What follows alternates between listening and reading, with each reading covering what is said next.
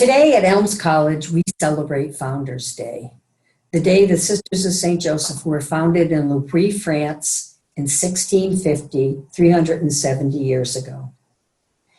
Today we're going to talk about our founding, about why we became Sisters of St. Joseph, and any other little tidbit that comes into our conversation. Today will be a conversation between two Sisters of St. Joseph that work at Elms College. My name is Sister Carol Allan. I'm Special Assistant to the President on Mission and Legacy here at Elms. And I'm Sister Deirdre Griffin. I'm our Director of International Programs here at Elms. So, Deirdre, what enticed you or stays with you or informs you the most about our founding? There's a lot. I think what stays with me the most over the last 20 years or so of this adventure in religious life is the fact that our first sisters knew and cared about their neighbors, and they acted. I think that really is what it keeps coming back to over and over, of knowing who's around us, caring about what their needs are, and figuring out what we can do just to help everybody to thrive. I think ultimately that sense of hospitality that we talk about as Sisters of St. Joseph is what always beckons to me. Whatever the situation, whatever the circumstances, it's how can we recreate in our homes, in our places of ministry, that really heartfelt care that we think of when we think about the Holy Family, right? We're called to have that care that Joseph and Mary and Jesus had for one another, and to continue to make that real.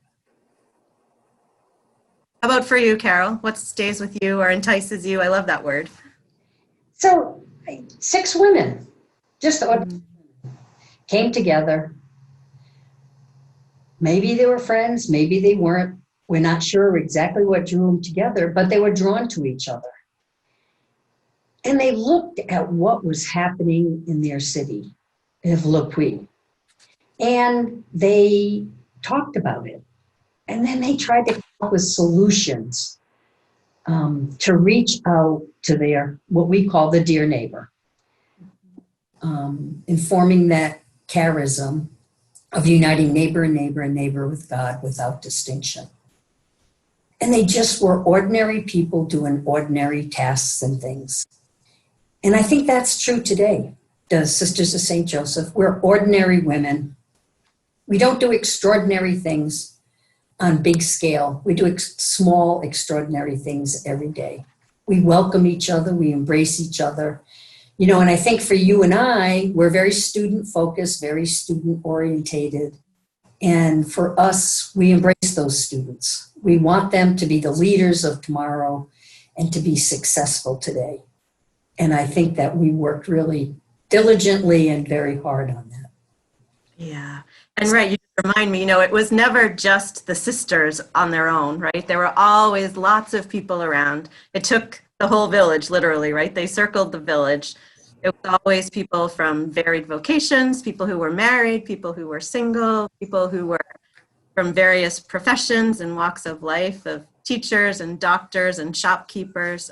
But the sisters provided that kind of sense of community and God-centered activity.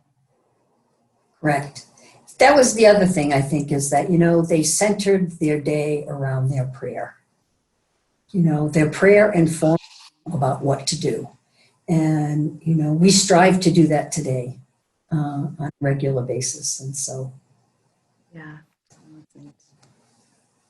A question comes up for me for you. Was there a life experience that propelled you to recognize or to say yes to this life of prayer and community and social justice work? So I think my lifetime work has always been as an advocate. So my early career was a special education teacher, and I was a special education administrator in a public school. Very good job, very good pay. Loved the people I worked with, but there was something missing. I had no idea what it was. I had fun. I paid off my college bills. I had a car. I had nice clothes. I mean, I had all that, but there was just something elusive to me that I had no words for. And so I thought, maybe I should try something. So I applied to a number of places and chose to become a Jesuit volunteer. And I was lucky enough to go to Hot Springs, North Carolina, which is about maybe 8 miles from the Tennessee border. So it's the western part of North Carolina.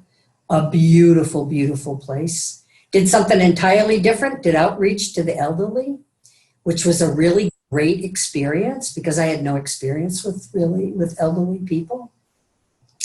And found that I really liked it.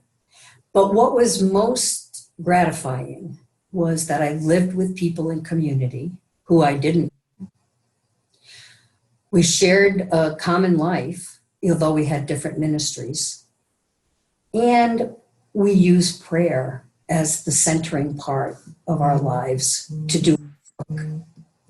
And for me, that really started to, I don't want to say there was a hole, but started to fill in what I thought I was missing.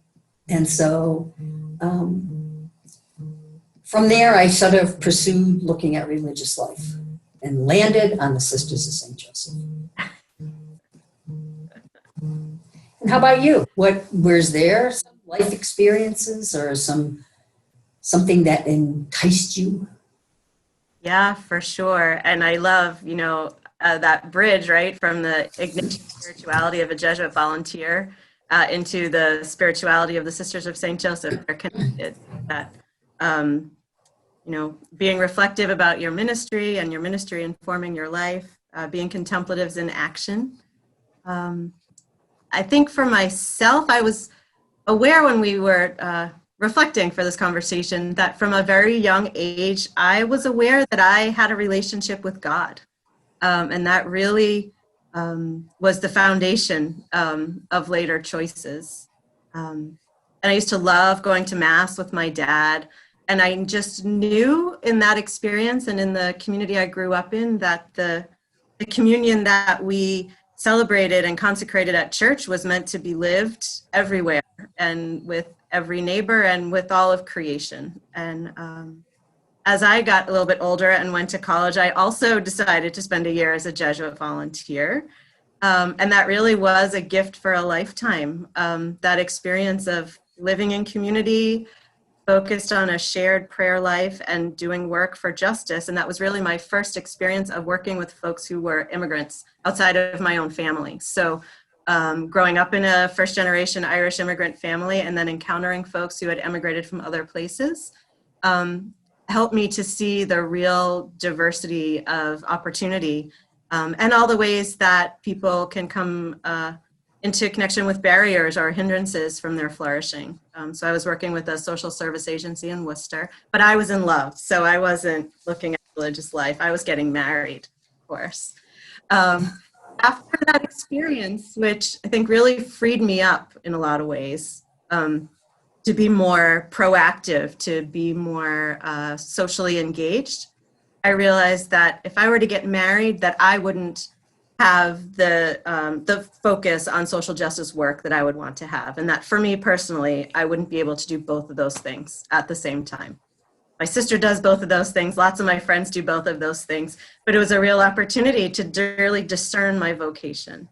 And so that experience as a Jesuit volunteer led me to realize that the invitation from God for me was to really put my heart and soul, my mind, everything into this gospel-based living with an emphasis on social justice work. And that led me to law school. It led me to work in the courts. It led me to work in public defender's office. It led me to work in refugee resettlement. So for me, it's certainly been a very energizing and meaningful choice to have made.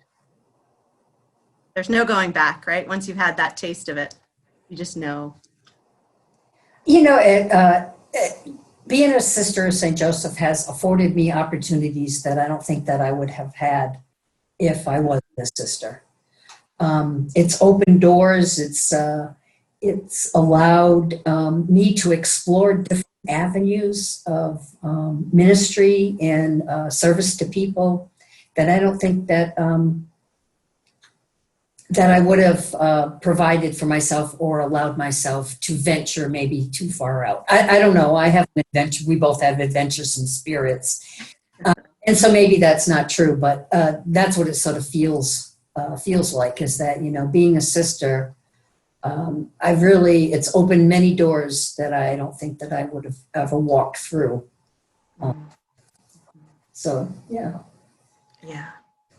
Which I think leads to the third question we were thinking about, which is about religious life being a countercultural choice. What comes to mind for you when you think about that?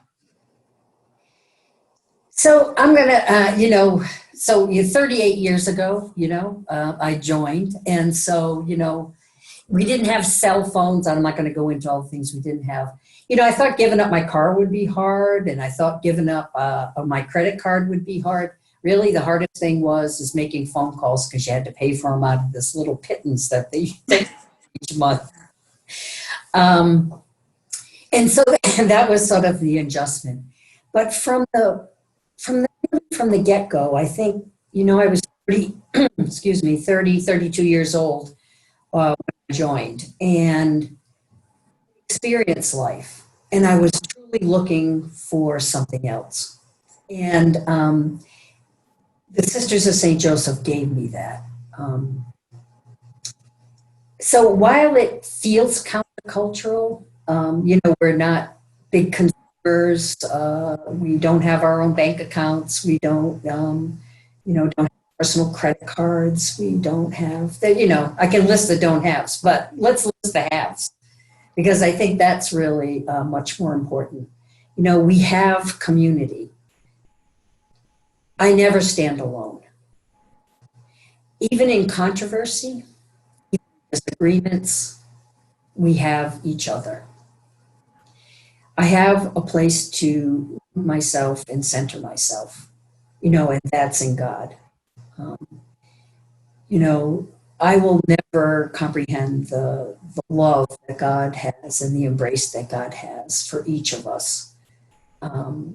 Yet I get a small flavoring of that, and a greater understanding as I continue on through life. And there's a freedom in not owning things.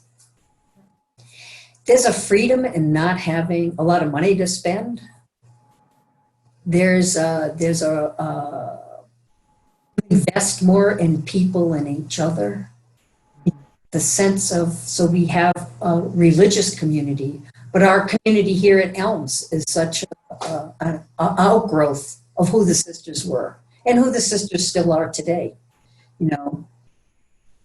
We don't just continue that. Everybody here continues that sense of community, that sense of family. Students will tell you and their families when they step foot on the college campus that there's a different feeling here. And so while we are different, we blend in. We look like everybody else. Okay, so sometimes our hair is a little shorter, maybe a little thinner, I don't know. But